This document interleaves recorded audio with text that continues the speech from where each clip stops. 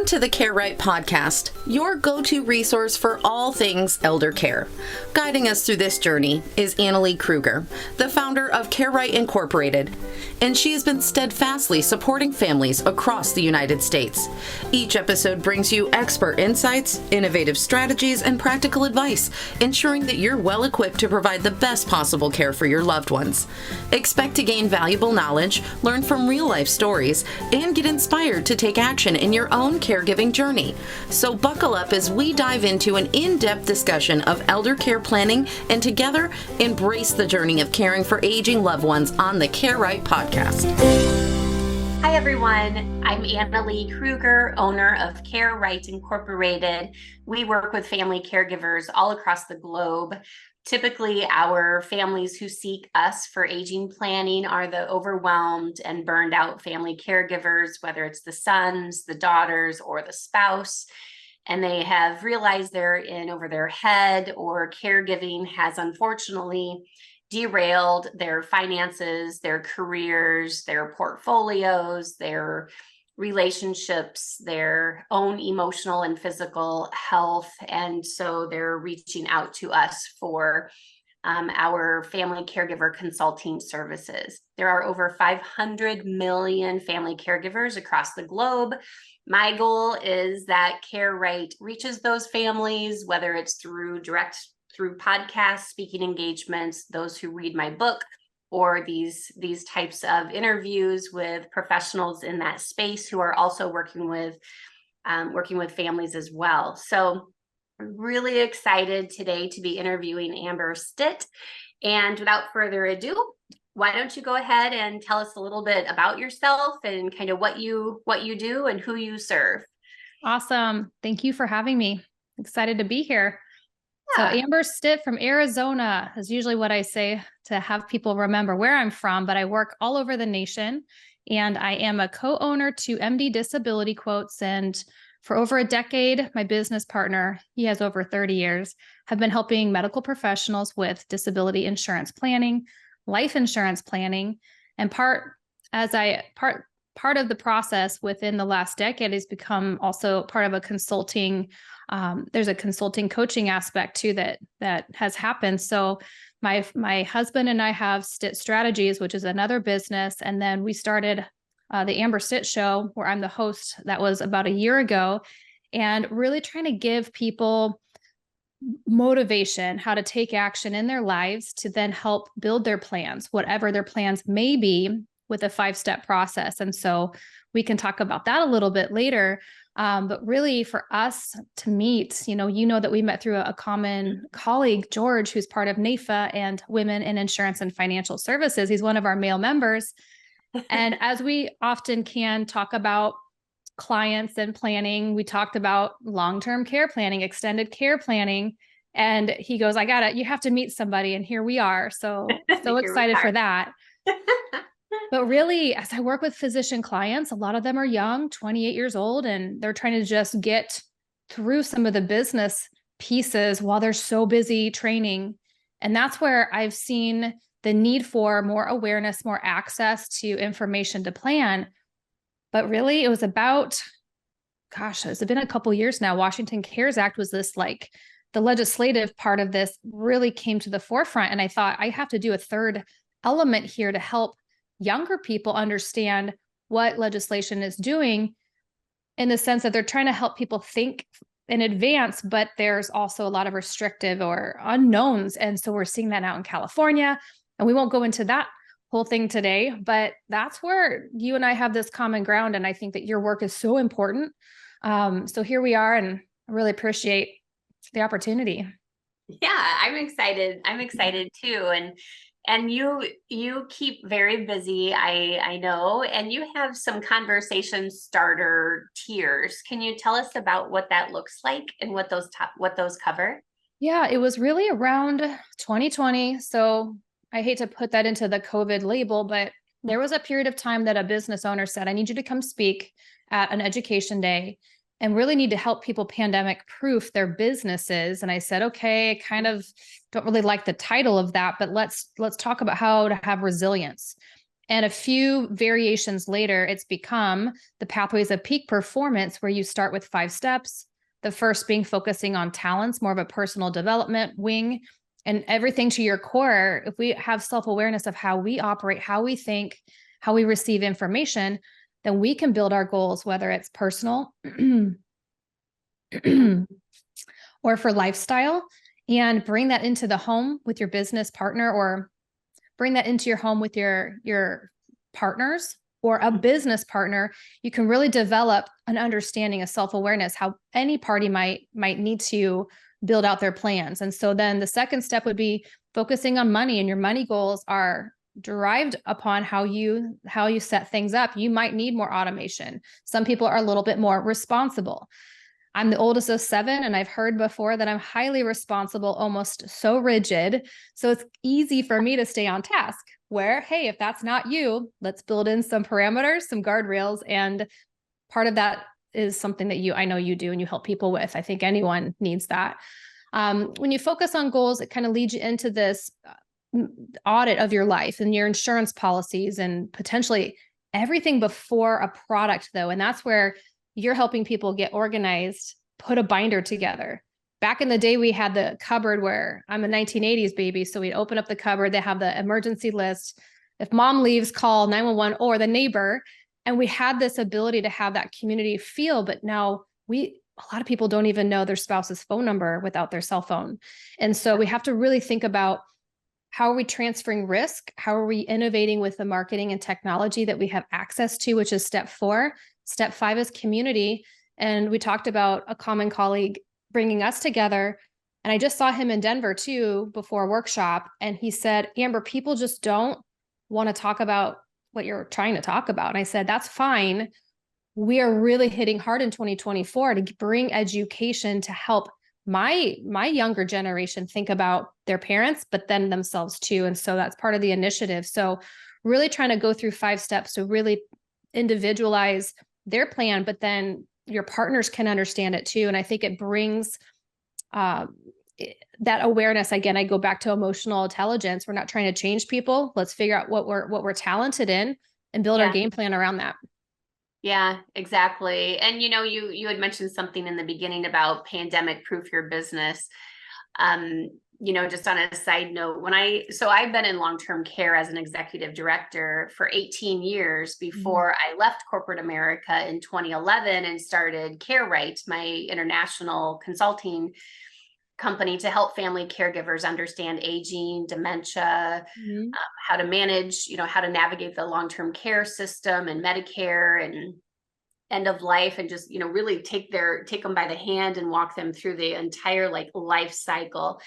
And when I built CareRight in 2011, I saw a lot of my business owner friends had gone out of business because they hadn't recession proofed their business, or they didn't pivot fast enough, and then they went out of business. And so that always stuck with me. So I always thought, well, when I start my own company, I need to recession proof my business. And so I did. I built the most referable company because everyone knows someone in the aging journey. Everyone knows a family caregiver. Everyone knows someone in the dementia journey. And as you mentioned, the grab and go binder, every single person over the age of 18 needs to have their grab and go binder with all their accounts, their passwords, insurance policies, who are your providers, all of that information organized. And then when the pandemic hit, my business, which always has always thrived because there aren't other companies doing what I do, but the volume just literally shot through the roof because kids couldn't travel to go check on their parents anymore, or they had their parents in a facility and they wanted to pull them out and try to take care of them at home. Very scary time. It was a very scary time for everybody, and it just it apparently, sadly, took a pandemic to wake a lot of families up and say, hey, what are we going to do with mom and dad? We can't just at the drop of a hat, go visit them and make sure they're okay, or go see them in the hospital, or be able to advocate for them. So I think that, the tiers that you talked about are so critical, and having that resilience and making that business model that can withstand whatever is going to come down the pike. Yeah. And you've seen this over 20 years, essentially, it sounds like, where the goal with the 5-step program is to have the resilience. We know there's going to be obstacles, so plan for it. Because if we give ourselves the mind stress, and I'm not a physician, but so where I'm heading is the caregiver stress. Like, probably all the statistics behind what happens with the average age is at like 49 female caregiver. Chronic illness can happen. That we see that in the demographics of young children with poverty level families too. So stress does play a part. So binder, the system that can almost make it more surgical when times are tough to go, we got this, give the energy to what needs to happen right in front of us. It's funny. I met a guy a couple of weeks ago. He's a nurse. He was at a workshop. He said, when there's chaos, people kind of freeze and they go into this shock and they're staring forward, but they don't act. And as a nurse, he's developing videos to say, when this happens, you've done the CPR training, you've done other things, but you need to do something. And he goes, a lot of people's family members could have survived if they knew X, Y, and Z. He's on a mission to make that happen. But back to your book, I'm not completely done with it, but I mean, your story where you're literally saying, here, I'm had an accident, here, take my binder, and you're managing from a chaotic, painful situation. You're not wasting time fixing or thinking, what's my next step? Where's my phone? Oh my gosh, like you just had everything set up. And again, some people are built for that more responsible nature. But we, like you said, on a global front, we're giving people access, and we're giving them access and really no excuses to take care of their lives. And there's so many things we can do now. So I heard on a podcast last night that like 3 hours a day, people might be watching TV in their homes a day. So what if we can take a couple of those hours and put it into taking action, is what I call it. Take action today, even if it's small little things. Where we even had some bad labs one day for my husband. And I say surgical in the sense that we both stopped and I said, if we have to take you to Mayo Clinic today, they were mishandled labs, but we didn't know that. Okay, if we drive here, and I had asked him kind of cold, but if this happens, am I getting paid from this one business line? If you pass away, and we both go, hold on, send this document. You got this, I got that. We had a couple other loose ends, but we didn't panic in the sense of like, we just went business mode, and it felt so good. Luckily we had the wrong information, but we didn't give ourselves that. It was very interesting how it was like a surgery operating room. We just went to the next steps and we knew what to do. Yeah. And you need to have that because unfortunately most families come to us in crisis mode when emotions are high, time is limited, and they have to make big decisions quickly. Like mom's the primary caregiver to dad who has dementia. Mom's so stressed out and burned out from caregiving. She has a stroke, and no one should ever be surprised when the primary caregiver, elderly spouse takes ill or dies prematurely because they're that burned out. And that's one thing I always try to get through to people is we have to always safeguard the family caregiver, the primary family caregiver. So the more that we can be prepared and organized, and that's what's so great about those aging plans that we do or crisis planning that we do, is so that when there's that next hospital stay or when dad's dementia continues to progress, because it will, here's the home care companies. We already know how much they are going to charge. Dad's already on the waiting list of 2 or 3 different memory care facilities. So he doesn't just get put into whichever one has an open bed. Right. Realizes that, hey, this isn't working to have dad at home. And those are the pieces of the puzzle that families have to have in order if they want to have the best quality of care possible and the best quality of life possible as a family, but also just having that peace of mind that no one should be surprised that when we get older, as we age, we don't get healthier. We don't get like more physically active and more physically fit, and we don't get more brain power.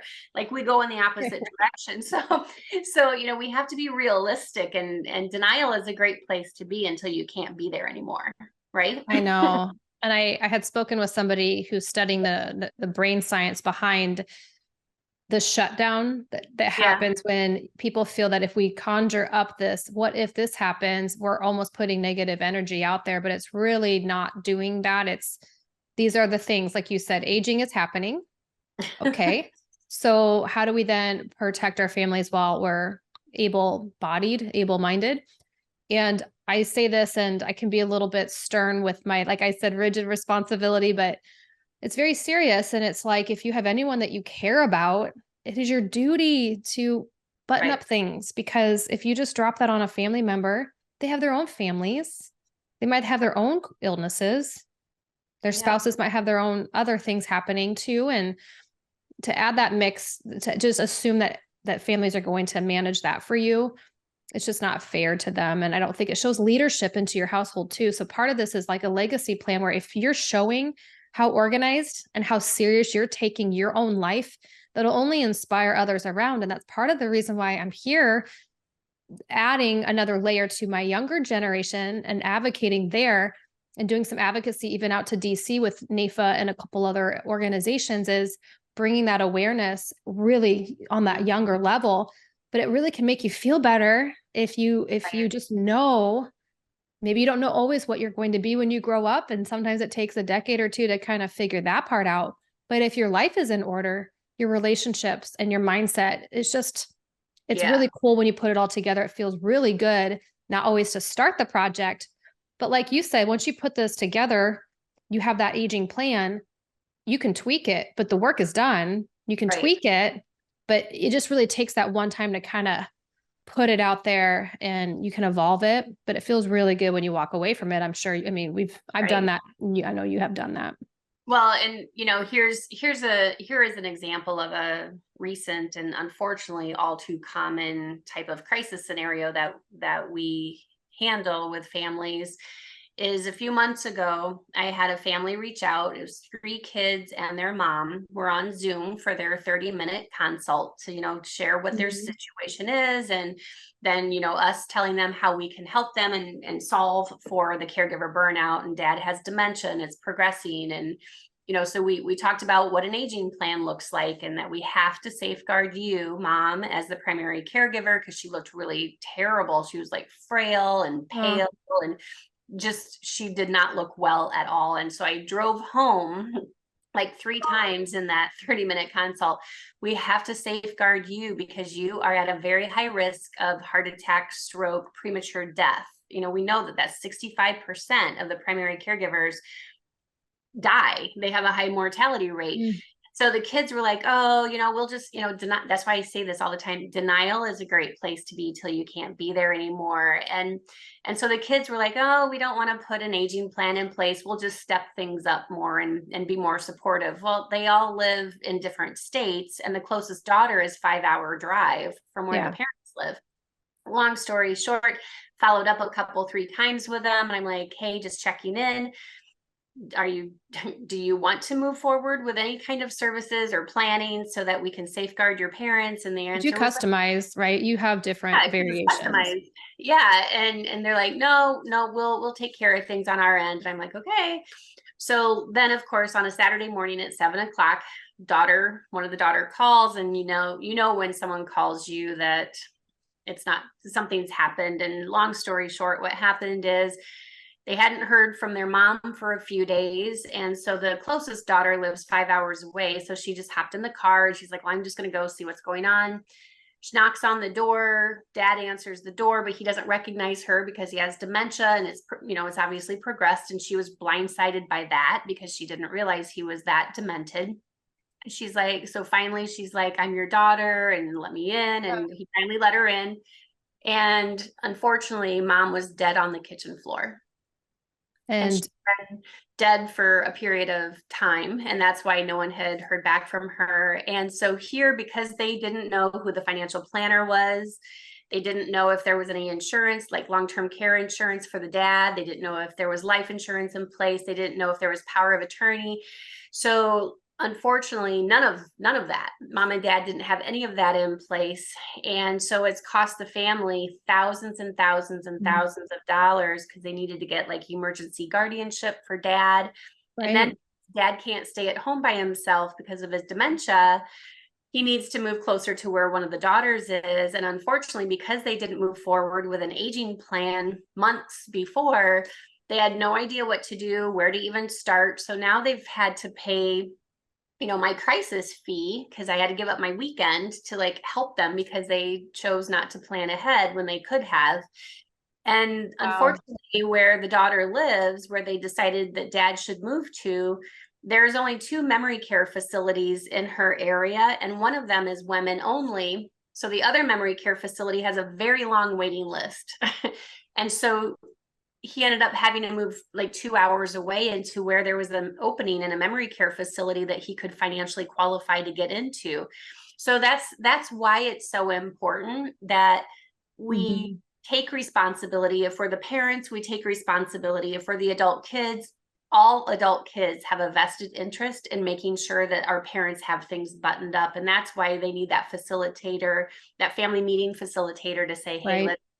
let's put things in place. And you have that, similar experience with your clients as well. Just let's put the right mindset in place, and let's put a plan together and make sure that we have the emotional resilience that we need. Yeah. So, And I think it's kind of like, we have to start being a little more accountable, yes. going back to core principles of, it's like if you want to be successful, you got to put in the work. Yep. So if you want to have a successful life, you got to take your life seriously and everybody around you. And so, like you said, denial, it can be one of those things, but when you're taking ownership while you're feeling really good, it's really empowering. And so if you know that things could happen, but you just have a plan, and that's just one of those things. I don't think people get that until it's like in place, but I hope to give people that motivation to say it feels really good to go through it. It doesn't seem like it would be, but I mean, even down to disability insurance products, they can be confusing, just like some of the hybrid or traditional long-term care products have a lot of moving parts, little levers you can change to make the product this or that price. And so my mission's really to be more educational and kind of bring some clarity to some of the basics, like reimbursement versus cash indemnity. We won't get into that today, but do you want people to make decisions for you, for your care? So it's even outside of mom and dad. What do you want? Yep. You get to decide. It's really awesome. There's so many resources. You can decide this. And so I think that's part of your community. My community is to really, let's connect you with people that can help. Right. Yep. And that's why I'm so glad that George Bain connected us, because he's such an advocate. He is an advocate. And, the value of working with any of us is we all have a vetted, trusted network of professionals. So, which there's value to that, because it sure beats having to Google and hope for the best, right? Like best home care company near me or whatever. We've already, just like you have a vetted Rolodex of professionals that you work with your clients. There's just value to work with a professional. And that's what I hope people, can appreciate, that you've got to have the right mindset, the right plans in place, and working with the right team.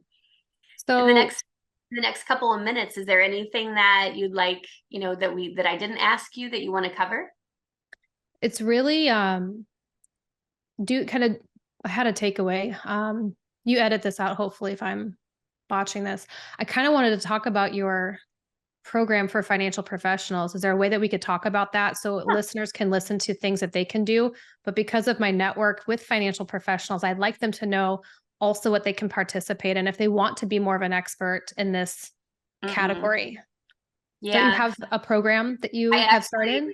Yeah, I started Plan for Life now, because with my Care Rights umbrella, which is working directly with families and aging planning and caregiver burnout, I started sponsoring the Wisconsin FPA, Financial Planners Association. Okay. Very quickly learned through talking with advisors. I'm like, well, how are you handling, your clients like daughter Sally, who's overwhelmed with caregiving, or not taking that job promotion, or burning through her vacation days and FMLA because of caregiving, or retiring early. And they're like, well, we don't talk about any of that kind of stuff with our clients. And I'm like, well, what about your clients that are elderly and frail and trying to thrive at home? And they're like, we don't talk about that either. And what about memory impaired clients? Well, we don't deal with any of that. I'm just like, oh my God. So when there's a solution or a problem, yeah, that creates opportunities for solutions. And here you go. So here we go. So that's how Plan for Life, my other company, came about. And my business partner, Bob Mauderstock, and I created the Elder Planning Specialist Certificate Program. It's worth 10 CEs. Our next cohort is actually, we offer it 2 times a year. Okay. And it's getting ready to start again September 11th of, this year, 2023. Last year, we partnered with the National FPA, so they help co-market it. And so every cohort just gets bigger and bigger because after a decade of like literally word of mouth too. Rooftops about that's awesome. You need to start like caring about your clients, and although you need to understand aging, and the clients that you had 30 years ago, they're 30 years older now and they have different needs, and you need to know what those are so you can help address those and use that collaborative approach. And so, that's how the Elder Planning Specialist certificate program came about, is because I just saw where there's such a enormous gap in service delivery.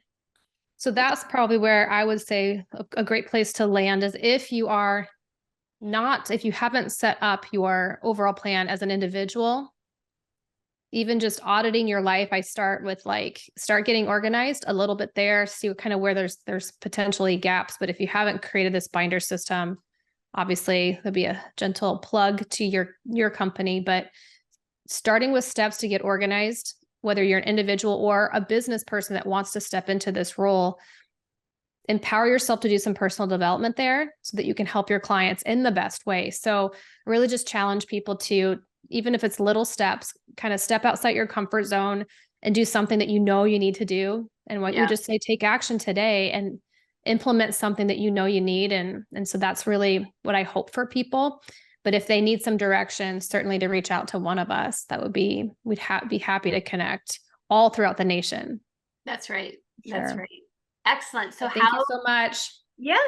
How can people reach you, Amber, if they want to learn more? Well, if physicians can go to mddisabilityquotes.com, and there's a YouTube channel that has education there. So the Amber Stitt Show is a video podcast with other episodes there too. But that's really focused on overall those 5 steps.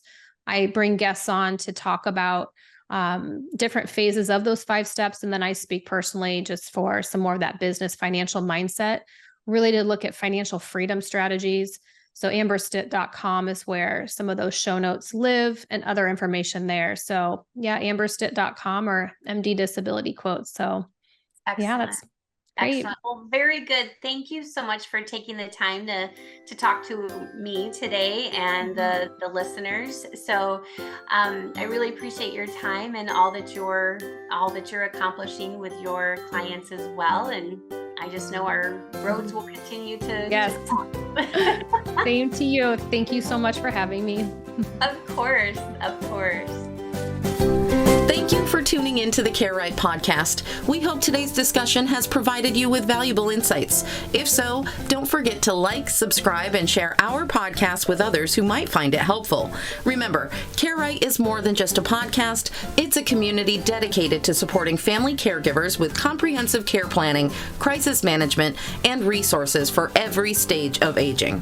Stay connected with us for future episodes as we continue to explore essential topics in aging planning, elder care, and financial planning. Until next time, take care, plan wisely, and remember, you're not alone in your caregiving journey.